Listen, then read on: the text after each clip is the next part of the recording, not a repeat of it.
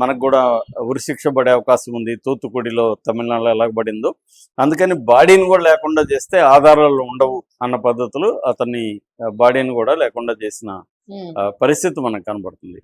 So ఇప్పుడు ఏంటంటే ఒక సంచలన వార్త ఈరోజు మార్నింగ్ వైరల్ అవుతుంది. అదేంటంటే యాక్చువల్గా ఈ నాగరాజుని పోలీస్ కస్టడీలోకి ఇవ్వమని కోర్టుని అభ్యర్థిస్తూ సిట్ పిటిషన్ వేసింది. ఎందుకంటే నాగరాజుని ఇంకా తరువుగా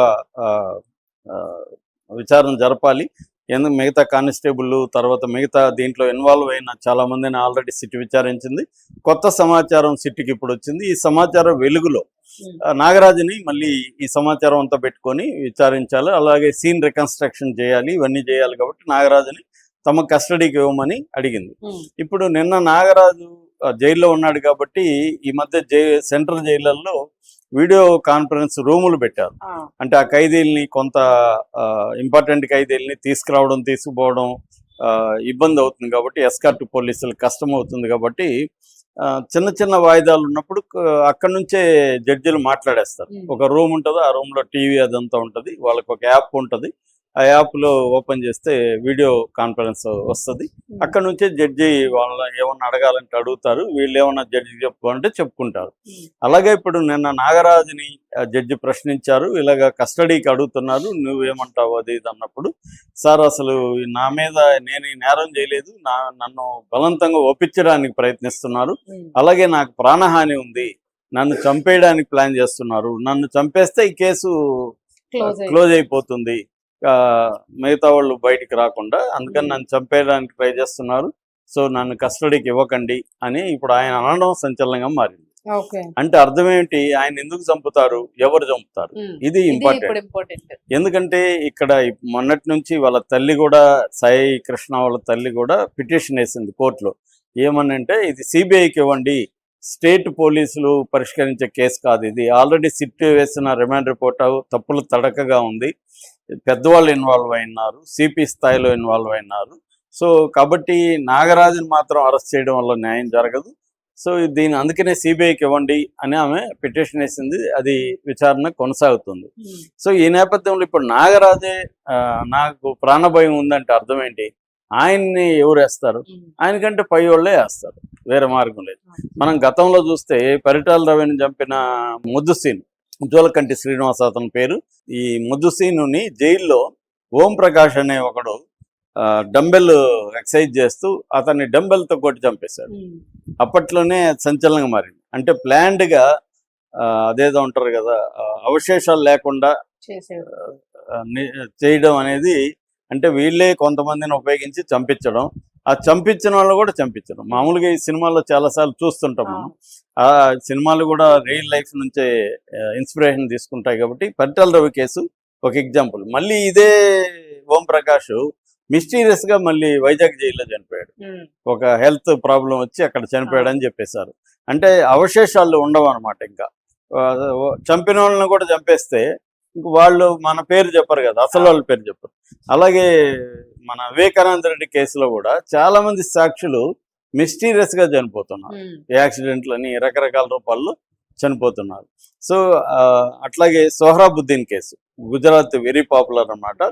అక్కడ అమిత్ షా కంటే ముందు హిరేన్ పాండ్యా అనే ఒక హోంమంత్రి ఉండేవాడు.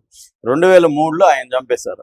ఆయన ఎవరు చంపారు, సోహ్రాబుద్దీన్ అనే ఒకడు చంపాడు. సోహ్రాబుద్దీన్ వాళ్ళ తులసిరాం ప్రజాపతి వాళ్ళ అనుచరులు చంపారు. అప్పుడు తర్వాత సోహ్రాబుద్దీన్ కూడా ఎన్కౌంటర్లో లేపేశారు. సోహ్రాబుద్దీన్ పట్టించింది ఎవరో తెలుసా, నయమే. నయీం ఇంటికి సోహ్రాబుద్దీన్ వాళ్ళ భార్య కౌసర్బి ప్రజాపతి ముగ్గురు వచ్చారు ఇంటికంటే, వాళ్ళ బావమర్ది ఇంటికి. అక్కడ మంచిగా డిన్నర్ అది పెట్టించాడు, బస్ ఎక్కిచ్చాడు నయీం. ఎక్కిచ్చినాక ఈ డీటెయిల్స్ అంతా గుజరాతీ పోలీసులకి ఇచ్చారు.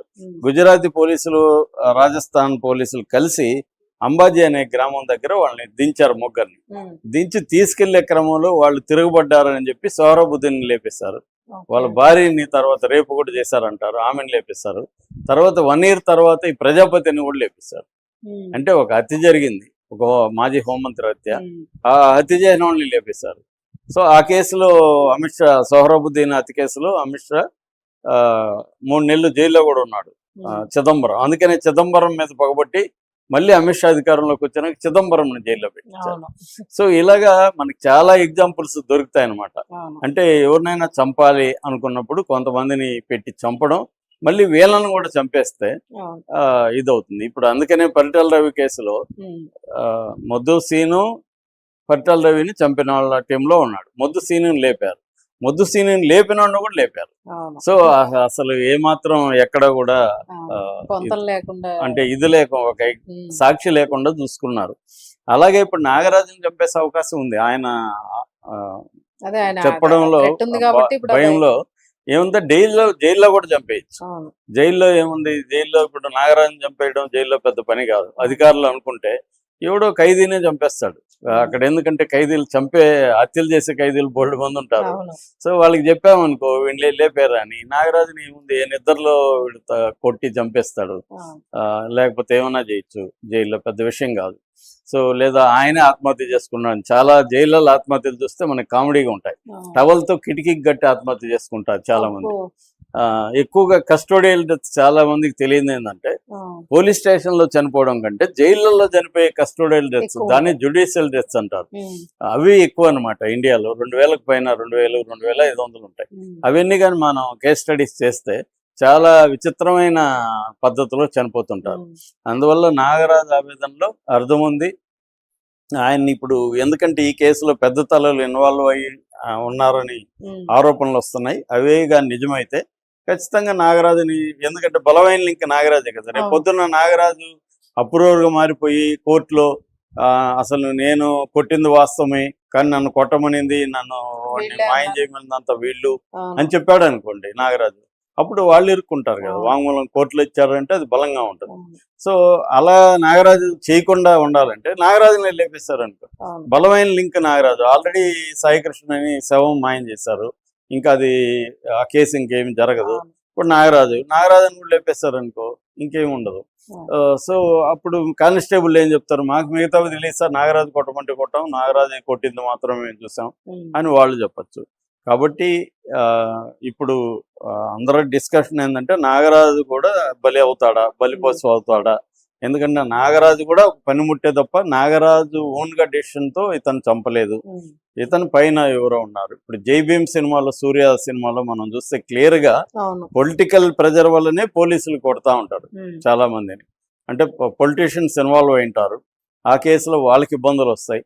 సో వీళ్ళు లేపేంట్రా అని పోలీసులకి చెప్తారు, అవును. వీళ్ళు కొట్టి ఇప్పుడు ఈయన లేపేస్తారు. కూడా ఒక సిఐ కాబట్టి మొత్తం ఏం జరుగుతుంది అనేది మంచి నాలెడ్జ్ ఉంటది. అందుకు ఒక ఖచ్చితంగా రకంగా ఆయనకి భయం తెలుసు అనేది కదా ఇవన్నీ. అవును. రేపు పొద్దున ఏం జరుగుతుంది ఏంటి, ఉమ్, ఆయన ఫ్యూచర్ కనబడుతూ ఉంటారు కనబడుతుంది.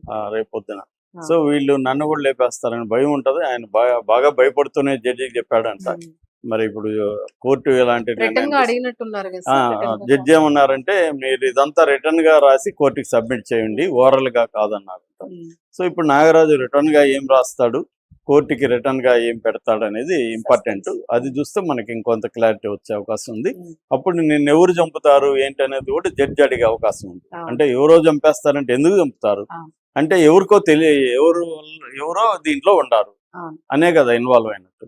సో అది ఇప్పుడు వాళ్ళ తల్లి భయాలు, అట్లాగే వైసీపీ వాళ్ళు చెప్తున్న పెద్ద తలలు ఇన్వాల్వ్ అయినారని ఉమ్, వాళ్ళ చెప్తున్నది ఇప్పుడు కరెక్ట్ ఏమో అనిపించే విధంగా నాగరాజ్ స్టేట్మెంట్ ఉందన్నమాట. ఇప్పటి వరకు గాదే సాయికృష్ణ కేసులో సిట్టు ఏమేం చేసిందంటే, బేసిక్ గా సిఐ నాగరాజును అరెస్ట్ చేశారు. సిఐ నాగరాజు రాజమండ్రి జైల్లో ప్రజెంట్ రిమాండ్ ప్రిజనర్ గా ఉంటున్నారు. దాంతోపాటు సిఐ నాగరాజుకి హెల్ప్ చేసిన ఇద్దరు కానిస్టేబుల్ని కూడా అరెస్ట్ చేశారు. అట్లాగే ఒక మహిళా కానిస్టేబుల్, తర్వాత ఆర్ఎంపీ డాక్టర్ను కూడా సిట్టు విచారిస్తున్నారు. ఇంకా కూడా కొంతమందిని అరెస్టులు చేసే అవకాశాలు కనిపిస్తున్నాయి. మరోవైపు సిట్టు నాగరాజుని సేవ్ చేయడానికి ట్రై చేస్తుందని, యాక్చువల్గా ఇది నాగరాజు కంటే పెద్దవాళ్లే ఇన్వాల్వ్ అయ్యారని, అంటే సిపి రాజశేఖర్ బాబు కూడా ఇన్వాల్వ్ అయ్యాడని, ఆయనకి తెలియకుండా ఒక పోలీస్ స్టేషన్లో ఒక మిస్సింగ్ పర్సన్ ఇలా మాయమైపోవడం, 1 month సీసీటీవీ ఫుటేజ్ మాయమైపోవడం జరగదు. అలాగే టాస్క్ ఫోర్స్ వాళ్ళు ఈ అబ్బాయిని మార్చి 6వ తేదీ మే 6వ తేదీ తీసుకొచ్చి ఇక్కడ పెట్టారు.